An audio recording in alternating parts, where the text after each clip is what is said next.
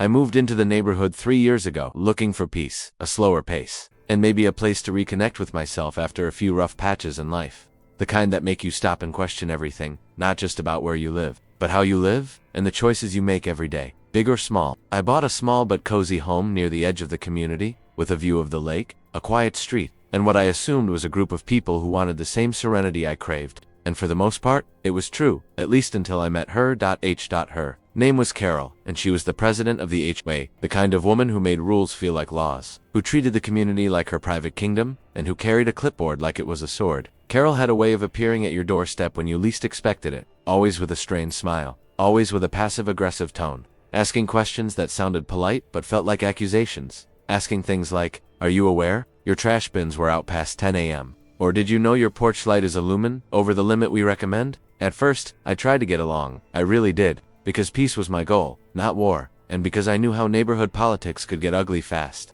especially when power meets boredom, and Carol had both. I went to the meetings. I nodded politely. I even brought cookies once, which she declined because of gluten, or sugar, or something else. That probably wasn't true, but it didn't matter. The more I complied, the more she searched, like she needed someone to regulate to validate her role. And unfortunately, I was the new blood, the fresh subject, the unknown element in her carefully controlled domain.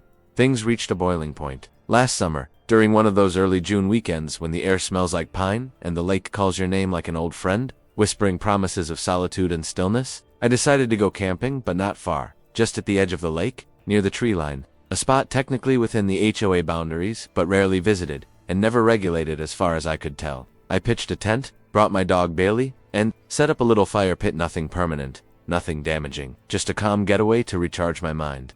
I didn't blast music, didn't litter, didn't even post about it on social media, because it was for me, not for attention. And because some things are sacred, especially moments like that. Watching the sunset pour golden light over the lake while Bailey chased sticks and I sipped coffee, letting the silence wrap around me like a blanket. For a few days, I felt like I had discovered a secret, not just a location but a state of mind, one where I remembered who I was before the stress, before the deadlines, before life felt like a to-do list. But peace, as I should have expected, is always temporary in Carol's world. And on the third day, she appeared like a storm, walking down the trail in her walking shoes and regulation windbreaker, huffing like she had hiked Everest. Clipboard in hand, eyes narrowed like binoculars, fixed on a criminal. "This is unauthorized use of HOA property," she said, her voice sharp enough to cut through the birdsong. "You're violating Regulation 12.6 and potentially damaging native plant life." Though I was on a bare patch of dirt near the water, the same spot kids fished from every weekend, I stood up slowly, calmly, coffee in hand, Bailey wagging her tail like nothing was wrong, and I said, "Carol, I've read the bylaws, and I'm not breaking any rules. There's no regulation against temporary recreational camping unless it obstructs trails or public access, which this doesn't." I even pointed out that the HOA map didn't include this section in its jurisdictional core, which she didn't like, not one bit. Her face tightened, her grip on the clipboard clenched, and she did what power-hungry people do when they're challenged with facts. They escalate. She called the cops. At first, I thought she was bluffing, maybe trying to scare me into packing up, but within half an hour, 2 officers arrived, not in tactical gear or anything dramatic, just 2 local guys who looked more amused than alarmed, because let's be honest, they probably had better things to do than respond to a lakeside camping complaint. They listened to Carol's tirade, then turned to me, asked a few questions, looked at my setup, and then one of them chuckled and said, "This all seems pretty harmless." Carol insisted they make me leave, citing property concerns, legal gray areas, potential wildlife disruption, even something about invasive weeds, which she couldn't name. And at one point I think she tried to argue I was creating a public hazard by boiling water over a flame, despite the stone ring I had built for safety. The officers took a few notes, probably out of politeness, then asked me how long I planned to stay. I told them I was heading out the next morning anyway, which was true, and they nodded, saying that sounded fair, wished me a good evening, and left. Carol was furious, stormed off with the energy of a defeated dictator, muttering something about complaints and consequences, and I just sat back down, poured another cup of coffee, and scratched Bailey behind the ears, who looked up at me like she knew we had won something bigger than a petty argument, something about holding your ground without shouting, about staying calm when others crack. But that wasn't the end. A few days later, I received a formal letter from the HOA board, drafted not by a lawyer but clearly with one in mind, accusing me of violating vague environmental clauses, warning of potential fines, and demanding I refrain from unsanctioned wilderness activity in community-adjacent spaces. I knew it had Carol's fingerprints all over it, and I also knew it wouldn't hold up, so I responded with a letter of my own,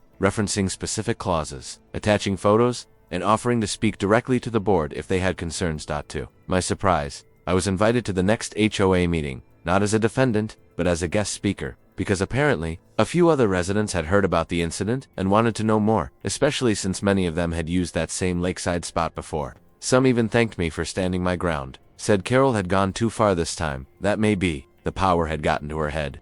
The meeting turned into a kind of quiet reckoning, not dramatic, not a mutiny, but something more profound. A shift. One by one, neighbors began sharing small stories, things they had let slide, complaints ignored, warnings issued without merit. By the end, Carol looked more isolated than I had ever seen her, the clipboard resting on her lap like dead weight. And though no one removed her as president, a few new board members were suggested, people with less interest in control and more interest in community. I didn't camp there again, not because I was afraid, but because I didn't need to prove anything more. The lake was still there, still waiting, and now it belonged to all of us again, not just in rule, but in spirit. Bailey and I found other trails, other quiet corners of the world, and I learned something important: that sometimes standing your ground isn't about defiance. It's about dignity, about reminding the world, and yourself, that peace isn't something given by others, it's something you carry with you, even when someone tries to take it away. And if you're lucky, it comes with a good dog, a warm mug, and a silent, still lake that reflects more than just the sky. Certainly. Here's a reenact and compelling call to action that includes like, subscribe, and why * love powerful stories. Like, share, and subscribe now. * join the journey only on QZ Stories.